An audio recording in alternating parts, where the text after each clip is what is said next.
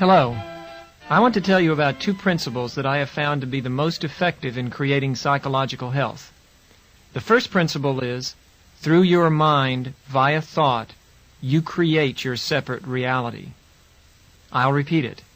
Through your mind, via thought, you create your separate reality. Your experience of reality is completely unique to you, and you alone create this reality by how you think. The second principle is, your state of mind is directly related to your mood. I'll say it again. Your state of mind is directly related to your mood. Your mind's ability to think and see is directly tied to your mood or how you are feeling. So the better your mood, the better your state of mind. If you're feeling bad, you can use these two principles to feel better quickly. And you can keep on feeling better. I'm going to talk to you about how your mind works instead of about what you think. Thoughts and feelings are effect. The mind is cause. Identify with the thinker, not the thoughts. Once you understand the two principles at a deep level, you have no need to correct specific distorted thoughts, no need to keep homework sheets, no need to challenge your underlying dysfunctional beliefs. Instead, you'll see that you can create your own psychological well-being, the separate reality you want to have. How do you do this? First, you must realize that your brain is a computer. Your thinking is the input, and your happiness or unhappiness is the output. You create your emotional distress, not because there is something wrong with your computer, but because you simply do not know how to operate it.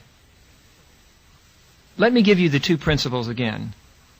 Through your mind, via your thoughts, you create your separate reality. Your state of mind is directly related to your mood. The principles are basic.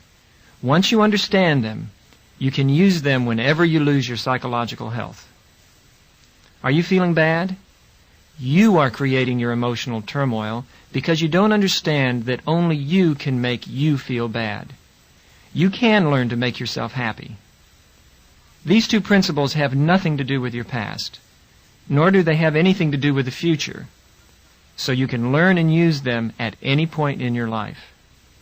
At any time, you can improve your psychological health. Understanding your moods is the key to psychological health. Your state of mind is directly related to your mood. This is the second principle. So the better your mood, the better able you are to understand and use the two principles.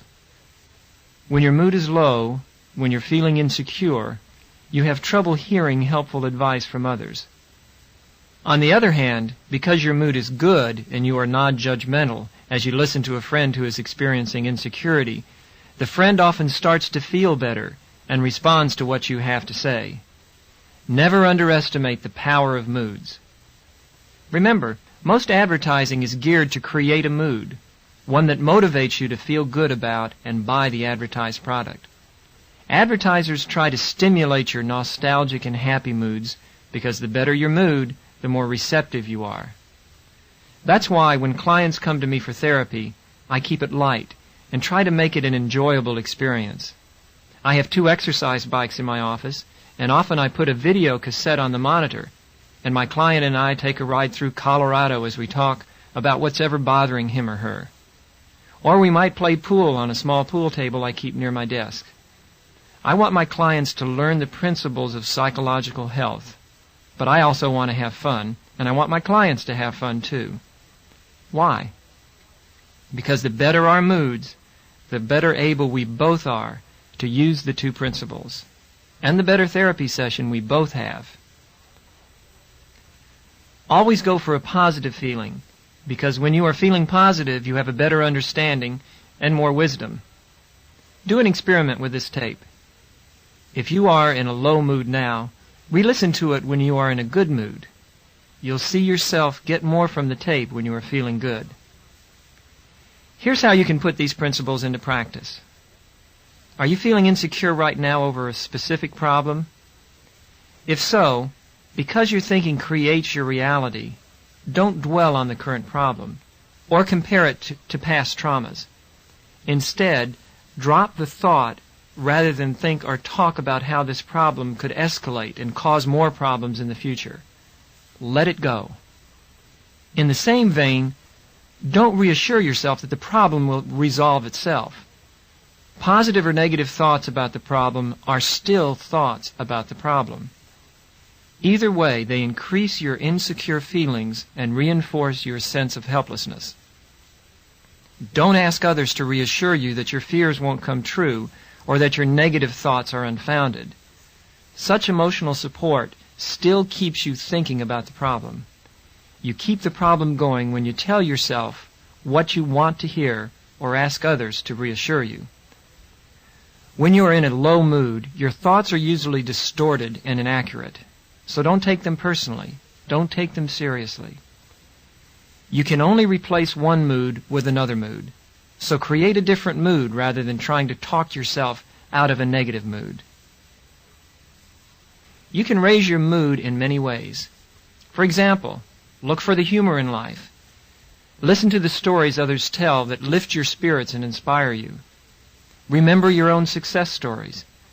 And as you come to understand the two principles better, look for the times you use them to feel better without realizing it. Seeing the current facts is one way to raise your mood. What is the truth about what is going on with you? Stop talking to yourself about the problem. Instead, quiet your mind down and see what is going on.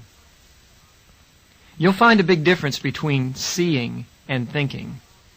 When you see what you're doing, you are more detached and more impersonal and wiser. In contrast, when you think about it or talk to yourself about your problem, you get lost in your own thinking process and make the problem worse. The truth is a positive force. The truth will ultimately raise your mood and increase your understanding of the two principles. When you're upset, drop your self-talk, which is usually justifying yourself or condemning yourself. Instead, ask yourself, what is going on here? With the two principles, you can understand what is happening, whether it's a small upset or a big deal.